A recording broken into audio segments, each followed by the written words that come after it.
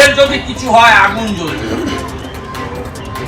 এদের যদি কিছু হয় 72 ঘন্টা হয়ে গেছে, আগুন জ্বলবে বাংলায়।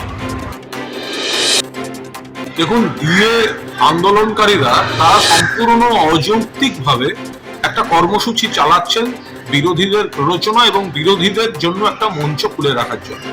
কেন্দ্রীয় সরকার বকেয়া দিচ্ছে না বাংলায়, বিপুল টাকা আসছে, সে নিয়ে তাদের মুখে কথা নেই। তারা যখন দিল্লি যান তখন হিন্দু মহাসভার পৃষ্ঠপোষকতায় থাকেন। এখানে বিরোধী দলগুলির জন্য দোকান খুলে বসে থাকেন তারা। মাননীয় মুখ্যমন্ত্রী চেষ্টা করছেন সীমিত সামর্থ্যে যতটা দেওয়ার, খোলাখুলি বলেছেন। তা সত্ত্বেও তারা একদিকে এই আন্দোলনকারীরা সুপ্রিম কোর্টে মামলা করছে, আবার পাশাপাশি আবার আন্দোলনের কথা বলছে বা একটা অস্থিরতা তৈরি, কাজ না করা, ধর্ণা চালানো। শুভেন্দু অধিকারী সেখানে গিয়ে বলছেন যে তাদের যে এই অনশন বা ইত্যাদি চলছে, আগুন জ্বলবে।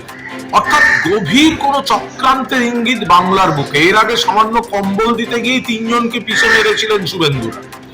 এর আগে দেখেছি কিছুদিন আগে গত বছরের ইলেকট্রিক একটা মেইনটেনেন্স, ইলেকট্রিসিটি বিদ্যুৎ দপ্তরের, সেগুলোকে সামনে দিয়ে একটা উত্তেজনা ছড়াবার অকারণ চেষ্টা করে তারপর সেই টুইট থেকে সরে আসতে হয়েছে। 1 বছর আগে টুইট দিয়ে গন্ডগোল করা রাম মন্দিরের দিকে।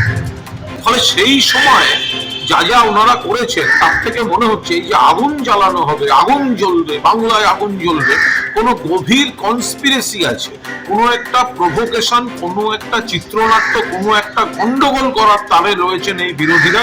সেটাই কিন্তু এই উস্কানিমূলক কথা থেকে এবং যেভাবে উস্কানি দেওয়া হচ্ছে সরকারি কর্মচারীদের তার থেকে স্পষ্ট।